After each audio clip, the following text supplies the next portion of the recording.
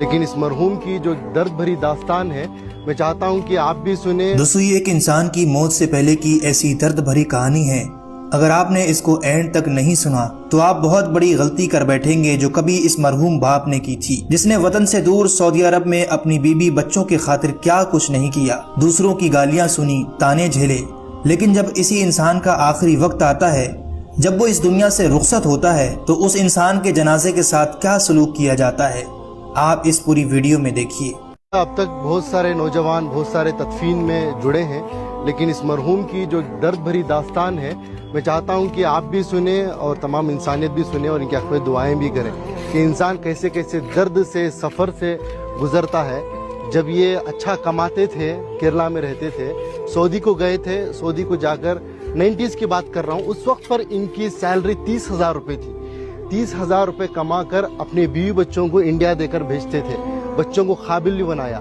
ہم تو بار بار سنتے ہیں کہ ماں بچے کو پیٹ میں 9 مہینے پالتی ہے، لیکن باپ ذہن میں زندگی بھر پالتا ہے، اپنے اولاد کے لیے خود بھی قربانی دے دیتا ہے۔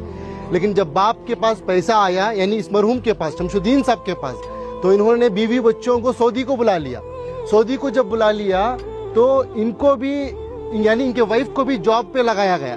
وہ جاب کرنا چاہتی تھی شاید، تو جاب کو ان کو لگایا گیا، تو ان کی سیلری ہو گئی 60,000، ان کی سیلری تھی 30,000۔ پھر کچھ ہی دن گزرے، ان کے پاس کچھ پیسہ آیا، ان کی بیوی کے پاس، ان کو اپنی زندگی سے دور کر دیا۔ یہ ایک دن تھا، یہ اپنی بیٹی سے ملنے کے لیے، اپنی اولاد سے ملنے کے لیے سعودی میں ہی، جو ان کی بیوی الگ فلیٹ لے کر رہتی تھی، وہاں پر جاتے ہیں۔ باپ اپنی بیٹی کی محبت میں انٹری لیتا ہے، جاتا ہے، بیٹی دروازہ کھولتی ہے، بیٹی باپ کو دیکھتی ہے، جیسے ہی باپ کو دیکھتی ہے ایک دم سے دروازے کو موچ دیتی ہے۔ ایک تماچے کی طرح اس مرحوم کے چہرے پر پڑا۔ یہ میں نہیں کہہ رہا ہوں، یہ ان کی خود کی زبانی ہے، مرنے سے پہلے کچھ دن پہلے انہوں نے اس واقعے کو بتایا ہے۔ اس کے گواہ ہمارے عنایت صاحب ہے، کہاں ہے؟ ہاں یہ ہے۔ یہ بتا یہ رہے ہیں کہ سعودی سے دل دکھنے کے بعد، درد ملنے کے بعد، بنگلور کے ایک ٹاپ ایریا میں ایک بلڈنگ میں ایک مینیجر کے طور پر کام کرتے تھے۔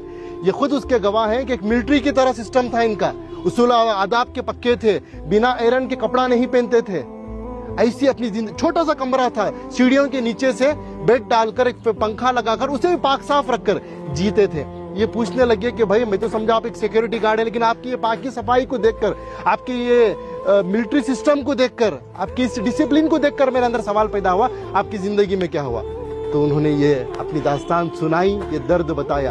تو بس میں انسانیت سے یہی بات کہنا چاہتا ہوں کہ دولت تو کمانا ہے، وہ مقدر کی ملے گی، لیکن اپنے رشتوں کو بنائیں، پہلے اپنے بچوں کو، اپنی اولاد کو مسلمان بنائیں، انسان بنائیں۔